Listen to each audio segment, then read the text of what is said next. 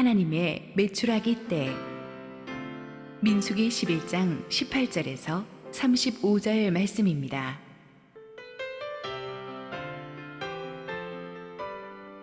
또 백성에게 이르기를 너희의 몸을 거룩히 하여 내일 고기 먹기를 기다리라. 너희가 울며 이르기를 누가 우리에게 고기를 주어 먹게 하랴. 애굽에 있을 때가 우리에게 좋았다 하는 말이 여호와께 들렸으므로 여호와께서 너희에게 고기를 주어 먹게 하실 것이라. 하루나 이틀이나 닷새나 열흘이나 20날만 먹을 뿐 아니라 냄새도 싫어하기까지 한 달 동안 먹게 하시리니 이는 너희가 너희 중에 계시는 여호와를 멸시하고 그 앞에서 울며 이르기를 우리가 어찌하여 애굽에서 나왔던가 함이라 하라. 모세가 이르되 나와 함께 있는 이 백성의 보행자가 60만 명이온데 주의 말씀이 한 달 동안 고기를 주어 먹게 하겠다 하시오니 그들을 위하여 양떼와 소떼를 잡은들 조카오며 바다의 모든 고기를 모은들 조카오리이까. 여호와께서 모세에게 이르시되 여호와의 손이 짧으냐 내가 이제 내 말이 내게 응하는 여부를 보리라. 모세가 나가서 여호와의 말씀을 백성에게 알리고 백성의 장로 70인을 모아 장막에 둘러 세우니 여호와께서 구름 가운데 강림하사 모세에게 말씀하시고 그에게 임한 영을 70 장로에게도 임하게 하시니 영이 임하신 때에 그들이 예언을 하다가 다시는 하지 아니하였더라. 그 기명된 자 중 엘다시라 하는 자와 메다시라 하는 자 두 사람이 진영에 머물고 장막에 나아가지 아니하였으나 그들에게도 영이 임하였으므로 진영에서 예언한지라. 한 소년이 달려와서 모세에게 전하여 이르되 엘닷과 메닷이 진중에서 예언하나이다 하매 택한 자 중 한 사람 곧 모세를 섬기는 눈의 아들 여호수아가 말하여 이르되 내 주 모세여 그들을 말리소서. 모세가 그에게 이르되 내가 나를 두고 시기하느냐. 여호와께서 그의 영을 그의 모든 백성에게 주사 다 선지자가 되게 하시기를 원하노라. 모세와 이스라엘 장로들이 진중으로 돌아왔더라. 바람이 여호와에게서 나와 바다에서부터 메추라기를 몰아 진영 곁 이쪽 저쪽 곧 진영 사방으로 각기 하루길 되는 지면 위 2규빗쯤에 내리게 한지라. 백성이 일어나 그날 종일 종야와 그 이튿날 종일토록 메추라기를 모으니 적게 모은 자도 10호멜이라. 그들이 자기들을 위하여 진영 사면에 펴두었더라. 고기가 아직 이 사이에 있어 씹히기 전에 여호와께서 백성에게 대하여 진노하사 심히 큰 재앙으로 치셨으므로 그곳 이름을 기브롯 핫다아와라 불렀으니 욕심을 낸 백성을 거기 장사함이었더라. 백성이 기브롯 핫다아와에서 행진하여 하세롯에 이르러 거기 거하니라. 할렐루야. 우리 하나님께 감사와 영광의 박수를 올려드리겠습니다. 축복된 주일 예배 자리에 나오신 여러분 모두에게 하나님의 은혜가 충만하기를 소원합니다. 우리 함께 한번 기도하시고 하나님 말씀 보겠습니다. 사랑하는 아버지, 은혜를 감사합니다. 우리 주님의 은혜가 오늘도 우리에게 충만하게 말씀으로 임할 줄 믿습니다. 부족한 종은 온전히 주님의 뒤에 감추시고 오직 하나님의 말씀만을 전하여 주옵소서. 예수님 이름으로 기도했습니다. 아멘. 우리가 살고 있는 세상은, 마귀가 잠시 장악하고 있는 이 세상은 불평과 원망의 영이 가득합니다. 이렇게 잘 살게 되었는데도 사람들은 끊임없이 불평, 불만을 쏟아놓고 있습니다. 문제는 하나님의 사람들도 이런 세상에 살다 보니까 하나님의 길을 가면서 조금만 힘들면 불평과 원망에 휩쓸리기 쉽다는 사실입니다. 그런데 그렇게 되면 마귀가 그 공동체를 시험하기 시작하고 하나님의 진노가 일어나고 모세 같은 신실한 지도자도 탈진되어 쓰러질 수 있습니다. 그러면 신바람 나야 될 믿음의 행군이 정말 답답한 생존 투쟁으로 돌변하고 말죠. 지난주에 우리는 이스라엘 사람들이 고기를 더 먹게 해달라는 그런 불평과 원망을 함으로 말미암아 이스라엘 백성들 전체가 소요가 일어나는 것을 보았습니다. 이에 충격을 받고 탈진된 모세는 여호와께 자기를 차라리 죽여달라고 하소연을 합니다. 오늘의 본문에서 하나님께서 이에 대해서 대처를 해가십니다. 이스라엘 백성의 불만이 무리지어 공개적으로 아우성치는 불평이었다면 모세의 하소연은 개인적으로 은밀히 하나님께 드리는 탄식이었습니다. 이스라엘의 불만이 욕심에서 비롯되었다면 모세의 불만은 좌절감에서 비롯되었습니다. 하나님께서 이스라엘 백성을 다루시고 이제 모세를 다루시는데 당장 해결해야 될 문제는 이 전 200만에게 번져나간 이 불평과 원망의 상황이었지만 하나님은 먼저 탈진된 모세를 회복시키는 일부터 시작하셨습니다. 민수기 11장 16절 읽겠습니다. 여호와께서 모세에게 이르시되 이스라엘 노인 중에 네가 알기로 백성의 장로와 지도자가 될 만한 자 70명을 모아 내게 데리고 와 회막에 이르러 거기서 너와 함께 서게 하라. 자, 하나님께서는 모세의 사표를 받지 않으시고 오히려 모세를 도울 지도자를, 팀 리더를 70명을 붙여주십니다. 그들은 노인들, 즉 경륜과 지혜가 있는 어른들이었고, 둘째 모세가 알고 있던 사람들, 모세가 눈여겨보아두었던 사람들입니다. 하나님은 반드시 영적 지도자를 통해서 영적인 사람을 분별해서 세우게 하십니다. 이 70명은 아마도 10계명을 받을 때 함께 시내산에 올라가서 하나님 앞에서 음식을 나누었던 바로 그 70장로들이었을 것입니다. 출애굽기 24장 9절 11절 모세와 아론과 나답과 아비후와 이스라엘 장로 70인이 올라가서 이스라엘의 하나님을 보니 그의 발 아래에는 청옥을 편 듯하고 하늘같이 청명하더라. 하나님이 이스라엘 자손들의 존귀한 자들에게 손을 대지 아니하셨고 그들은 하나님을 뵙고 먹고 마셨더라. 그러니까 이 70인은 모세와 함께 하나님의 임재 앞에 예배했던 영적인 히스토리가 있는 거예요. 하나님은 하나님을 예배한 사람들을, 성령을 체험한 사람들을, 하나님과의 영적인 히스토리가 있는 사람들을 지도자로 세우세요. 이런 사람들이 70명, 70은 완전 숫자예요. 그 말은 하나님께서 충분한 사람들을 모세 옆에 붙여서 팀 리더십을 이루게 하셨다는 거예요. 이 70명을 모아 내게 데리고 와서 회막에 이르러 거기서 너와 함께 서라고 하셨습니다. 함께 서라는 말은 이제 너의 그 직무를 네 어깨에 혼자 담당하지 않고 함께 그 일을 나누게 할 것이라는 뜻입니다. 모세는 자기를 죽여주시거나 이걸 그만두게 해달라고 했는데 하나님의 대답은 그게 아니었어요. 하나님의 뜻은 우리가 현실의 어려움을 도피하는 것이 아니라 하나님의 능력으로 다시 직면하는 것입니다. 70인의 팀 리더십을 붙여주심으로 말미암아 하나님께서는 이제 이스라엘의 리더십 체제를 새롭고 강하게 하십니다. 그래서 이 모세가 탈진되었던 이 위기는 이스라엘을 새롭게 하는 리더십의 새로운 기회가 되었던 거죠. 민수기 11장 17절 내가 강림하여 거기서 너와 말하고 내게 임한 영을 그들에게도 임하게 하리니 그들이 너와 함께 백성의 짐을 담당하고 너 혼자 담당하지 아니하리라. 하나님께서 모세에게 내리셨던 영을 70인에게도 부어주셨습니다. 영적 리더십에 있어서 정말 중요한 것이 성령의 기름 부으심입니다. 하나님이 모세의 일을 나누게 하기 위해서는 그들에게도 모세에게 임했던 성령이 임해야 되는 거예요. 왜냐하면 모세도 자기 능력으로 이 일을 하고 있는 거 아니거든요. 모세도 성령의 감동으로 이 일을 하고 있기 때문에 모세의 동역자가 될 사람들 또한 동일한 성령의 기름 부으심을 받아야 하는 것입니다. 하나님은 사명을 준 자에게 반드시 성령의 능력을 부어주셔서 그 사명을 감당하게 하십니다. 저는 여러분 모두가 하나님의 성령으로 충만해지기를 바랍니다. 성령의 기름 부으심이 임하면 영적인 분별력이 옵니다. 말씀의 능력이 옵니다. 기도의 능력이 옵니다.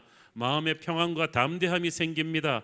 악한 영을 꾸짖을 수 있는 영적인 권세가 생기고 약한 자를 치유하는 회복의 손이 되는 것입니다. 하나님께서 하나님의 지도자를 세우실 때 반드시 성령을 부어주십니다. 저는 우리 교회 모든 목사님, 장로님, 순장님, 재직들, 주일학교 교사들, 모든 리더들 위해 하나님의 성령이 임하기를 바랍니다. 성령을 받지 않고 하나님의 일을 하면 너무나 힘들어요. 그들이 너와 함께 백성의 짐을 담당할 거라고 했습니다. 우리가 힘들 때 아무나 붙잡고 도움을 청하는 것이 아니라 하나님이 택하신, 하나님이 성령을 부어주신 사람들과 함께 팀워크를 이루게 될 것입니다. 동일한 성령을 받은 하나님의 리더들이 같이 팀워크를 이루는 거예요. 자, 이렇게 모세를 도울 70명의 영적 리더십 팀을 이렇게 세우신 하나님께서는 본격적으로 백성들의 불평을 다루십니다. 18절 20절 다시 읽겠습니다. 또 백성에게 이르기를 너희의 몸을 거룩히 하여 내일 고기 먹기를 기다리라. 너희가 울며 이르기를 누가 우리에게 고기를 주어 먹게 하랴. 애굽에 있을 때가 우리에게 좋았다 하는 말이 여호와께 들렸으므로 여호와께서 너희에게 고기를 주어 먹게 하실 것이라. 하루나 이틀이나 닷새나 열흘이나 20날만 먹을 뿐 아니라 냄새도 싫어하기까지 한 달 동안 먹게 하시리니 이는 너희가 너희 중에 계시는 여호와를 멸시하고 그 앞에서 울며 이르기를 우리가 어찌하여 애굽에서 나왔던가 함이라 하라. 자, 하나님께서 고기 달라고 어린애처럼 울면서 불평하는 이스라엘에게 그래 너에게 고기를 주겠다. 하루 이틀 정도가 아니라 역겨운 냄새가 나올 때까지 한 달 내내 고기를 주겠다. 이게 축복입니까? 이게 징계입니까? 여러분 한 달 내내 삼시세끼 한번 고기 한번 먹어보세요. 코에서 그냥 역겨운 냄새가 날 때까지 배가 터지도록 먹어보라는 거예요. 그것이 너를 행복하게 할 것 같으냐? 이 말씀은 하나님이 그들의 요구를 결코 기뻐하지 않으신다는 뜻입니다. 그래서 이 고기를 먹게 된 것은 그들의 욕심이었지 그들의 필요가 아니었습니다. 하나님께서 하나님의 자녀들의 필요는 채워주시지만 욕심을 부리면 그걸 기뻐하지 않으세요. 여러분 욕심을 부리지 마세요. 돈도 쓸 만큼 있으면 되지 돈 욕심을 내지 마세요. 명예도 권력도 자식의 성공도 욕심을 부리지 마세요. 먹고 싶은 고기를 실컷 먹게 된 것이 외면상으로는 응답된 것처럼 보이지만 기도 응답된 것 같지만 실제로는 징계였습니다. 출애굽 자체를 후회하는 그들의 불손한 마음에 대한 하나님의 징계가 담겨 있었어요. 20절을 보세요. 이는 너희가 너희 중에 계시는 여호와를 멸시하고 하나님의 임재가 우리 가운데 있는 건 하나님의 백성들에게 준 가장 엄청난 축복인데 그 하나님을 멸시하고 존귀하게 여기지 아니하고 그의 이름에 합당한 영광을 돌리지 않았다는 거예요. 하나님을 모시긴 모시는데 나의 안방이 아니라 골방에 모셔두고 내 인생의 조종칸이 아니라 조수석에, 심한 사람은 트렁크에 모셔두고 중요한 결정에서 하나님 다 배제해버리고 내 마음대로 하고 그러다 조금만 힘들면 하나님 원망하고 불평불만하고 사람의 말은 심각하게 들으면서 하나님 말씀은 거들떠보지도 않는 그것이 여호와를 멸시하는 하나님의 백성들이에요. 이 사람들이 욕심대로 고기를 먹게 되었지만 이게 좋아할 일입니까? 그런 응답은 받지 않아야 됩니다. 여러분이 욕심으로 드린 기도 응답은 하나님이 응답을 안 해주시는 게 축복이에요. 이렇게 온 응답은 반드시 아픔이 와요. 기도는 내가 원하는 방식대로가 아닌 하나님의 뜻이 이루어져야 돼요. 안 그러면 두고두고 대가를 치르게 됩니다. 그들이 애굽에서 먹던 음식 고기를 달라고 떼를 쓴 것은 애굽을 그리워한 거예요. 하나님이 이끌고 가실 약속의 땅을 그리워해야 되는데 그들이 노예살이하던 애굽을 그리워한 거예요. 이것은 비극의 시작이었습니다. 우리가 그렇게 욕심으로 떼를 쓸 때 하나님이 마지못해 허락해서 욕심에 채워주는 고기를 주시지만 이것은 하나님이 주도하신 뜻이 아니었어요. 하나님의 마음을 이렇게 불편하게 하면서 오는 응답은 응답이 아니에요. 그들이 소원대로 고기를 먹게 되지만 그것이 배 안으로 내려가기도 전에 징계 회초리가 되어서 그들을 때릴 줄은 아무도 몰랐습니다.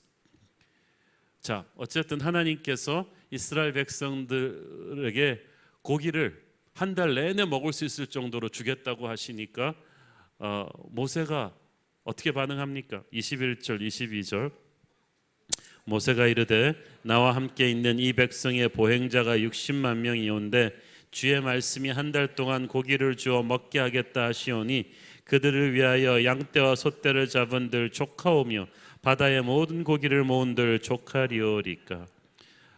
보행자 즉 걸을 수 있는 남자만 60만 명이나 되는데, 그러니까 노인, 어린이, 여인들까지 합치면 200만이나 넘는 이 백성들이 고기를 한 달 동안 먹일 양이면 엄청나거든요.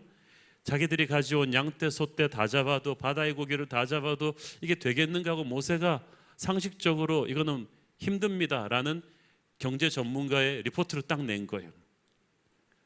옳은 말이죠. 그렇지만 생각해 보세요. 이때까지 모세가 문제에 부딪혔을 때 하나님한테 이렇게 인간적인 분석으로 토달아 본 적이 있나요? 애굽에 열재앙 내릴 때, 홍해를 가를 때 모세가 이런 식으로 하나님에게 얘기한 적이 있나요? 하나님, 이 홍해 가르려면 여기 있는 건설회사 다 동원해도 다리 하나 놓을까 말까 힘듭니다. 애굽의 이 재앙, 나일강을 피로 물들이려면 피를 몇 바게트를 쏘아 부어야 되는지 그건 힘듭니다. 모세가 이런 분석을 한 적이 있었나요? 한 번도 없었어요. 항상 모세는 불가능한 상황 앞에서도 담대하게 하나님의 능력을 믿고 집행했을 뿐이에요. 그런데 이때까지 겪었던 이 모든 위기에 비하면 가장 별거 아닌 것 같은 이 문제 앞에 왜 갑자기 모세가 인간적인 분석을 하기 시작할까요? 왜 이렇게 힘들다고 얘기할까요? 같은 모세인데 달라졌어요. 불평과 원망하는 백성들한테 워낙 시달리다 보니까 이 모세가 탈진되어서 담대하던 믿음이 흔들려 버린 거예요. 그동안 모세는 이렇지 않았습니까? 광야에서 위기를 당할 때마다 하나님의 구원을 보라고 백성들을 일깨웠습니다. 하나님이 우리를 위해 싸우실 것이니까 너희는 가만히 있어, 하나님의 구원을 보라고 말했던 모세가 지금은 전득의 하나님을 보지 못하고 자기를 둘러싼 불평불만의 백성만 보고 있어요. 그러니까 위축된 거예요. 이것이 영적 지도자가 경계해야 될 점입니다. 백성의 사정에 민감해야 되고 백성의 소리를 들어야 하지만, 그렇다고 해서 백성의 소리를 하나님 음성보다 더 많이 들으면 영적 리더십이 흔들리기 시작합니다. 영적으로 나약해져서 문제의 노예가 되어서 하나님의 말씀을 불신하게 되죠. 지금까지 겪었던 문제 중에서 가장 덜 심각한 문제인데도 영적으로 약해지니까 작은 문제도 커져버리는 거예요. 위기의 돌파는 무엇을 보는가에 있습니다. 진정 보아야 될 것을 보지 못하고 대충 봐도 되는 것은 너무 심각하게 보니까 리더십이 절망으로 치닫는 거예요. 여러분, 문제를 너무 깊이 바라보지 마십시오. 그러면 사람들의 부정적인 소리에 너무 예민하게 반응하다 보면 절망하게 될 것입니다. 그러면 아무것도 못 참니다. 눈을 들어서 문제보다 크신 하나님을 붙잡아야 될 줄로 믿습니다. 하나님이 모세를 보니까 얘가 안 되겠어, 도대체 상태가 너무 안 좋아요. 그래서 모세를 하나님이 말씀으로 살리기 시작하십니다. 23절, 여호와께서 모세에게 이르시되 여호와의 손이 짧으냐? 네가 이제 내 말이 네게 응하는 여부를 보리라. 여호와의 손은 하나님의 능력을 상징합니다. 그러므로 이 말은 하나님의 능력이 녹슬었느냐? 모세, 네가 보기에 내가 이제 늙었느냐? 이제 더 이상 안 된다고 생각하느냐? 이보다 훨씬 큰 문제들도 내가 어떻게 돌파해 왔는지를 너는 잊어버렸단 말이냐? 내가 홍해를 어떻게 갈랐는지를, 하늘에서 만나를 어떻게 내려서 너희들을 먹여왔는지를 잊어버렸느냐? 이제 모세가 해야 될 일은 그 능력의 주님을 다시금 바라보는 일이었습니다. 네가 이제 내 말이 네게 응하는 여부를 네가 볼 것이다. 하나님은 모세를 가지고 치유 세미나 하지 않았어요. 모세가 이해할 수 있도록 인간적으로 설명하지 않았어요. 여러분, 우리는 설명으로 사는 존재가 아니라 약속을 붙잡고 사는 존재예요. 불신에 대한 가장 확실한 반증은 체험이에요. 설명 못해요. 부흥을 어떻게 설명해요? 성령의 기름 부심을 어떻게 설명해요? 교회 성장을 어떻게 설명을 해요? 체험하는 거지. 성령의 체험을 하지 않은 사람한테 기적을 설명해 줄 수가 없어요. 부흥을 설명해 줄 수가 없어요. 하나님께서는 모세에게 설명하지 않으시고 이제 너에게 보여줄 것이라고 하십니다. 하나님은 여러분에게 설명이 아닌 보여주실 것이에요. 기대하십시오. 부흥을 기대하십시오. 현실이 지금 너무 힘들어서 직면한 문제가 너무 크다고 생각해서 모세처럼 과거의 하나님의 능력을 망각하고 절망하려는 분들이 있다면 하나님께서 모세에게 하셨던 말씀을 지금 똑같이 하고 계실 것입니다. 여호와의 손이 짧으냐? 내 능력이 녹슬었느냐? 믿음이 적은 자여 스텝백, 한 걸음 뒤로 물러서라. 내가 내 능력이 아직 살아있음을 너에게 보여줄 것이다. 힘으로도 능으로도 아니 되나 오직 나의 신으로 되느니라. 하나님께서 모세에게 하셨던 그 말씀이 오늘 여러분의 영혼 속에 선포되기를 축원합니다. 여러분은 그때 그냥 물러서서 하나님 잘못했습니다. 내게 보여주시옵소서.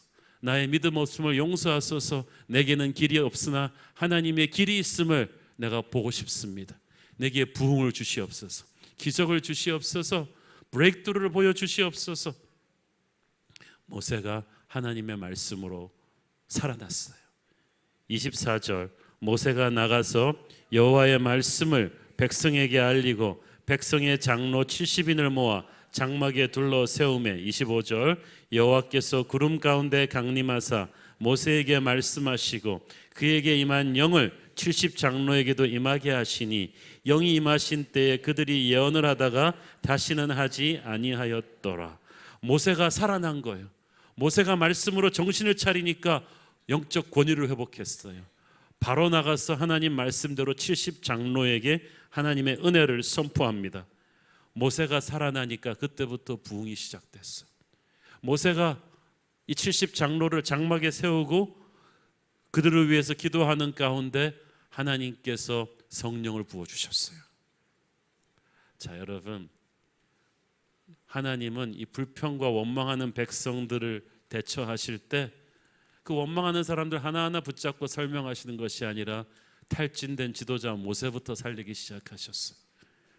여러분, 하나님은 항상 지도자를 살리십니다.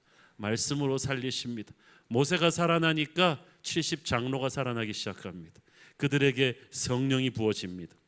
이 성령이 부어졌다는 것은 그들에게도 모세와 똑같은 영적 지도자의 자격이 주어졌다는 거예요. 하나님의 성령이 부어지는 그 순간부터 여러분은 하나님의 리더입니다. 직분이 여러분을 리더로 만드는 것이 아니라 성령의 기름 부으심이 여러분을 리더로 만드는 것입니다. 주의 영이 임하면, 성령이 임하면 들러리가 주인공이 되는 거예요. 그때부터 여러분이 역사의 주인공이에요. 영이 임하실 때 그들이 예언, 하나님의 말을 하기 시작합니다. 이것이 민수기 구약성경 버전의 훗날 사도행전 2장의 오순절 성령 강림 사건이에요. 성령이 임하니까 그들이 예언을 하기 시작합니다. 하나님의 말을 하기 시작합니다. 영적인 권위가 실린 거예요. 그런데 이게 일시적인 현상이에요. 그들이 예언을 하다가 다시는 하지 아니하였더라. 왜냐하면 이 예언이 그들의 주 미션이 아니에요. 그들의 핵심 미션은 백성을 다스리는 것이었어요. 그들이 백성을 다스릴 하나님의 권위가 있다는 걸 하나님이 이 예언, 성령으로 예언하게 함으로써 백성들에게 보여주시고 그들 자신에게 확인시켜 준 것뿐이에요. 그래서 그들은 그 목적이 이루어진 다음에는 다시는 예언을 하지 않았던 것입니다. 어쨌든 하나님께서 침체된 모세를 말씀으로 세우시고 그를 통해서 70인의 장로에게 성령을 부어주셔서 이스라엘의 새로운 성령의 리더십 체제를 일으키기 시작하십니다. 그런데 이 영적인 리더십 체제에 작은 위기가 하나 와요. 26절 그 기명된 자 중 엘닷이라 하는 자와 메닷이라 하는 자 두 사람이 진영에 머물고 장막에 나아가지 아니하였으나 그들에게도 영이 임하였으므로 진영에서 예언한지라. 27절 한 소년이 달려와서 모세에게 전하여 이르되 엘닷과 메닷이 진중에서 예언하나이다 하매. 28절 택한 자 중 한 사람 곧 모세를 섬기는 눈의 아들 여호수아가 말하여 이르되 내 주 모세여 그들을 말리소서. 자, 70인 장로 중에 엘닷과 메닷이 있었는데 이 사람들이 무슨 사정이 있었는지 성령 받는 이 다른 70장로와 모세의 장막에 있지 않았어요. 그렇지만 그들의 집에 있는 장막에도 성령이 임했어요. 동일한 시간에 예언하기 시작합니다. 그러니까 정말 하나님이 납득하실 만한 어쩔 수 없는 사정이 있었던 것 같아요. 그런데 그들에게 성령이 임하고 예언하기 시작하니까 이 소식을 어떤 사람이 전해줬어요. 그랬더니 충직한 여호수아가 모세에게 말합니다. 그들을 스톱시켜야 됩니다. 여호수아는 그렇게 생각한 것 같아요. 그 두 사람은 이 같은 자리에서 모세의 중재를 통해서 성령의 기름 부으심을 받고 예언을 한 것이 아니라는 거예요. 그러니까 이것은 모세의 권위에 대한 도전이 될 수도 있지 않겠는가, 그 생각을 한 것 같습니다. 나름대로 일리가 있는 충성심이죠. 그런데 모세는 정말 하나님의 사람답게 이 사태를 보죠. 29절, 모세가 그에게 이르되 네가 나를 두고 시기하느냐? 여호와께서 그의 영을 그의 모든 백성에게 주사 다 선지자가 되게 하시기를 원하노라. 모세는 여호수아야, 너의 충성심은 이해한다마는 나는 지금 나의 가신들을 만드는 것이 아니다. 그들은 모세의 제자들이 아니라 하나님의 제자들이 되어야만 한다. 나도 별 볼 일 없는 사람이었는데 하나님의 선택으로 성령의 기름 부으심을 받아 지도자가 됐듯이 하나님께서 누구든지 선택하실 수 있다. 나는 그런 것을 원한다. 정말 겸손하고 온유한 사람이죠. 영적 지도자는 자기가 아니면 안 된다는 생각을 버려야만 합니다.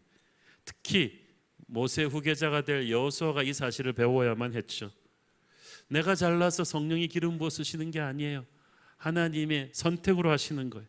그러므로 진짜 성령의 사람은 하나님이 다른 사람을 쓰시는 것을 질투하지 않습니다. 오히려 기뻐하고 축복하죠. 그래서 모세는 이 질투와 시기의 유혹을 극복하고 이 70인과 함께 서로 사랑하는 하나의 공동체를 만듭니다. 그러니까 하나님께서 모세를 중심으로 이 70장로들에게 성령을 주시면서 동시에 서로 사랑하고 신뢰하는 리더십 공동체를 딱 만드셨어요. 그래서 흔들리는 백성들을 이끌게 하셨던 거예요. 자, 이 사건이 계속 정리가 되고 나서 이제 하나님이 백성들의 불평을 다스리십니다. 31절, 바람이 여호와에게서 나와 바다에서부터 메추라기를 몰아 진영 곁 이쪽 저쪽 곧 진영 사방으로 각기 하룻길 되는 지면 위 2규빗쯤에 내리게 한지라. 백성이 일어나 그날 종일 종야와 그 이튿날 종일토록 메추라기를 모으니 적게 모은 자도 10호멜이라.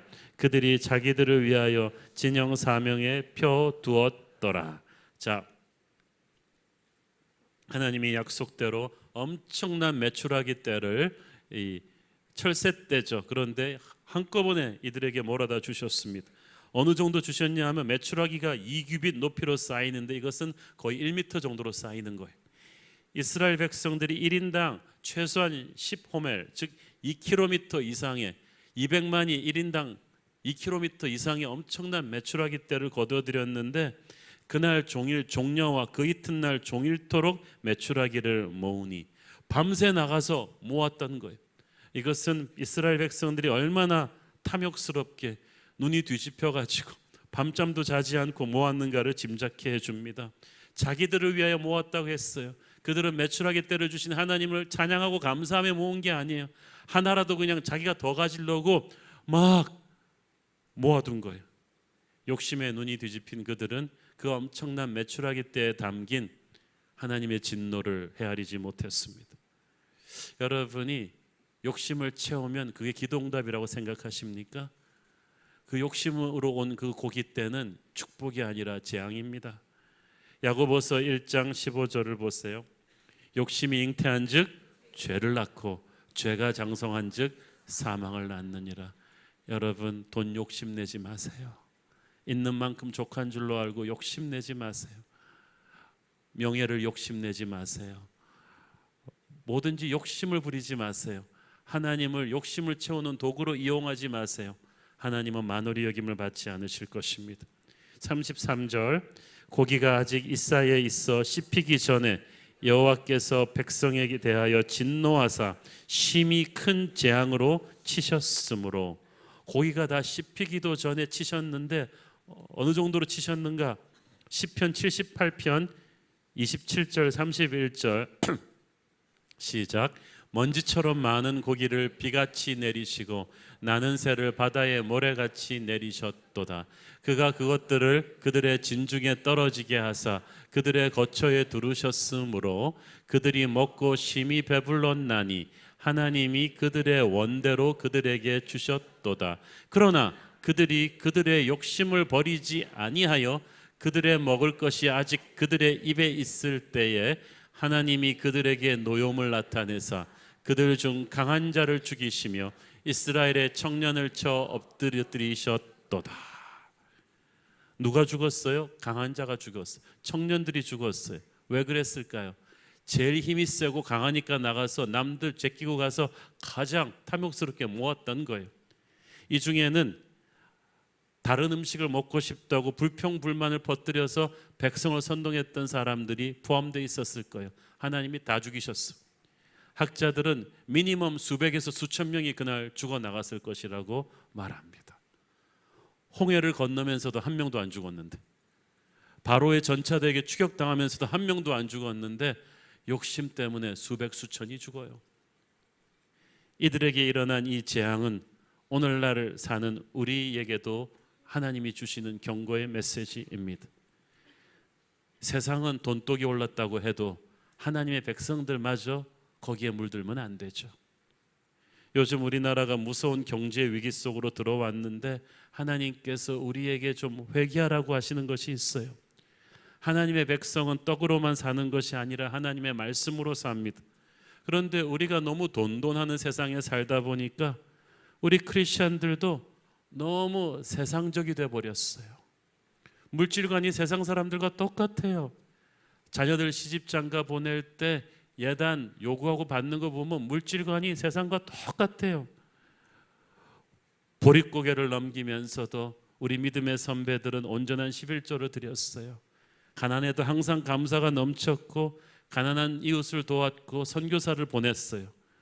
그런데 그런 순수한 사람들을 찾기가 참 힘들어요. 이제 이렇게 잘 살게 됐는데 한국의 크리스천들은 어느 때보다 더 물질적이 되어버렸어요. 우리는 하나님에게 고기를 달라고 자꾸 요구해요. 우리의 기도 제목은 고기를 먹게 해달라는 거예요. 그렇게 해서 억지로 받아낸 고기를 씹다가 그게 재앙이 되고 있지 않습니까? 하나님은 내 편할 때만 찾고 11조를 야금야금 타협해버리고 가난한 자를 돕지 않고 내 욕심대로 막 살다가 하나님이 채워주지 않으면 화를 내고 불평하고 하나님이 주신 작은 것에 감사할 줄 모르는 이 모습들이 오늘날 교회 안에도 있지 않아요? 사랑하는 성도 여러분, 저와 여러분은 고기 씹다가 죽어나간 이스라엘의 백성들을 보면서 뭔가 느껴야 합니다. 오늘날 하나님 앞에 우리의 물질주의 중심의 신앙을 회개해야만 합니다. 하나님을 세상에서 성공하기 위한 도깨비 방망이처럼 이용하려 했던, 그것을 기도응답이라고 착각했던 우리의 욕심을 회개해야 될 것입니다. 성령의 불이 우리에게 임해야 합니다. 우리 안에 저 불평 많았던 물질적인 이스라엘 백성들의 탐욕스러운 모습이 조금이라도 남아있다면 하나님께서 오늘 정결하게 해주시기를 원합니다. 자, 오늘의 말씀을 보면서 약간 미스테리한 점은 지금 두 가지 전혀 상관없는 일들이 일어나는 것 같아요. 표면상으로 터진 문제는 하나님의 백성이 세상적 불평분자들에게 선동당해서 200만 백성들이 고기 달라고 시위한 사건이었어요. 그래갖고 모세는 너무나 탈진해서 그만두겠다고 하고, 그래서 정말 공동체가 흔들리는 위기였는데 이 위기를 해결하는 하나님의 방법이 참 희한해요. 그 불평불만하는 사람들에게 고기를 주면서 불평불만의 선동자들을 다 죽이시는 심판이 있었지만 그 전에 어떤 일이 있냐면 하나님께서 모세를 말씀으로 살리세요. 그리고 모세를 도울 70인의 장로들에게 성령을 부어주세요. 그래서 구약 버전의 오순절 성령 강림 사건, 뜨거운 성령의 사건이 리더들에게 일어나는 거예요. 이게 있고 나서 심판이 있었어요. 공동체를 정결케 한 거예요. 저는 이 두 사건의 연관점을 좀 생각을 해보다가 오래전에 본 TV 다큐멘터리가 생각이 났습니다. 강원도의 국보급 청송 큰 소나무가 벌레를 많이 먹어서 죽어가고 있었어요. 저는 산림청이 이 소나무를 살리기 위해서 이 살충제를 풀어서 벌레를 잡아낼 줄 알았는데 그게 아니고 헬기로 그 위로 쭉 가가지고 최고급 양질 비료를 소나무 위에 흠뻑 뿌려주는 것이었습니다. 그리고 몇 주일 있다가 카메라가 다시 이걸 줌인해서 잡으니까 이 소나무가 다시 푸른 빛을 띄우고 살아나기 시작하는 거예요. 영양분을 흠뻑 먹고 나서 이 소나무는 벌레 병균을 이기고 푸른 빛을 띄울 수 있는 자생력을 키운 것입니다. 이걸 보면서 오늘의 본문이 이해가 됐어요. 하나님께서는 불평불만하는 백성들이나 그들을 선동한 사람들을 하나하나 일일이 처음부터 다루지 않으셨어요. 나중에 다루셨어요. 그렇지만 하나님이 이 문제를 해결하는 스타트는 영적으로 침체된 모세를 말씀으로 살리시는 거였어요. 여기 보니까 담임 목사가 말씀으로 살아나는 게 중요해. 그리고 모세가 다시 살아나니까 영적인 권위가 회복되면서 그를 통해서 70인 장로에게 성령이 부어졌어. 그래서 기도하는 사람들의 이 리더들이 성령의 뜨거운 공동체로 거듭나면서 성령 충만, 사랑 충만 살아나기 시작하는 거예요.